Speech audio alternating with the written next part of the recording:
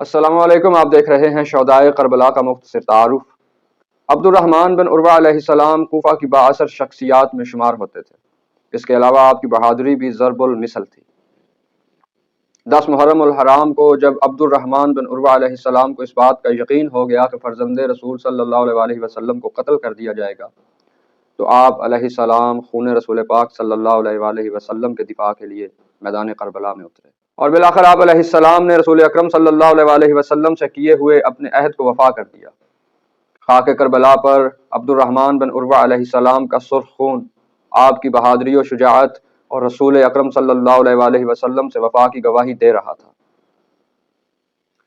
حرث ابن عمرو القیس علیہ السلام بھی ان درخشندہ ستاروں میں سے ہیں جنہوں نے کربلا میں نواسہ رسول صلی اللہ علیہ وسلم کا دفاع کرتے ہوئے شہادت کا عظیم منصب حاصل کیا۔ حرث علیہ السلام میدان جنگ میں اترے اور انتہائی شدت سے دشمن کا مقابلہ کیا، اور پھر جواں مردی اور شجاعت کے ساتھ خون میں لت پت بارگاہ رسالت مآب صلی اللہ علیہ وسلم میں حاضر ہو گئے۔ یزید ابن زیاد آپ علیہ السلام کی کنیت ابو شاشا تھی۔ یزید علیہ السلام اپنی قوم کے شریف اور سردار تھے اور فنون جنگ میں بڑی مہارت رکھتے تھے۔ آپ علیہ السلام لشکر یزید کے ساتھ کربلا میں تشریف لائے تھے۔ جب یزید ابن زیاد علیہ السلام کو یقین ہو گیا کہ نواسہ رسول صلی اللہ علیہ وسلم کو قتل کر دیا جائے گا، تو آپ علیہ السلام نے حضرت حسین ابن علی علیہ السلام کی نصرت کا ارادہ کر لیا۔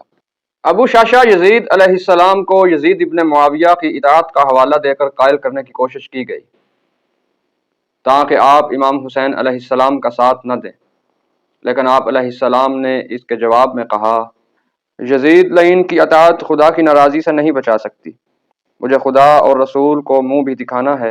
جب یہ حسین علیہ السلام کا شیر میدان جنگ میں اترا تو دشمن پر اتنی شدت سے حملے کیے کہ دشمن کو آپ کے گھوڑے کے پاؤں کاٹنے پڑے۔ گھوڑے کے پاؤں کٹتے ہی ابو شاشا علیہ السلام ایک زوردار جھٹکے سے زمین پر آ گرے۔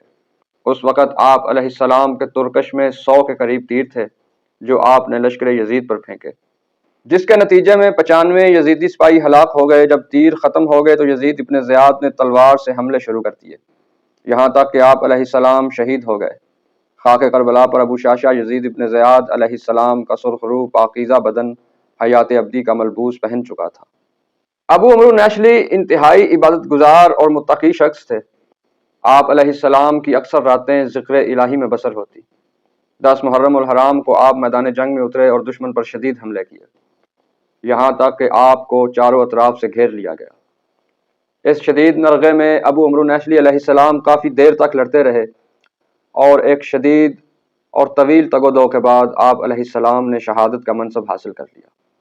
آپ کے بعد جندب بن حجیر علیہ السلام میدان جنگ میں اترے اور اپنے احباب کی طرح دشمن پر شدید حملے کرتے رہے، یہاں تک کہ آپ علیہ السلام نے بھی اپنی جان نواسہ رسول صلی اللہ علیہ وسلم پر نثار کر دی۔ سلمان بن مزارب علیہ السلام بھی انتہائی شجاعانہ جنگ کرتے رہے، اور آپ علیہ السلام نے بخوبی نواسہ رسول صلی اللہ علیہ وسلم کا دفاع کیا،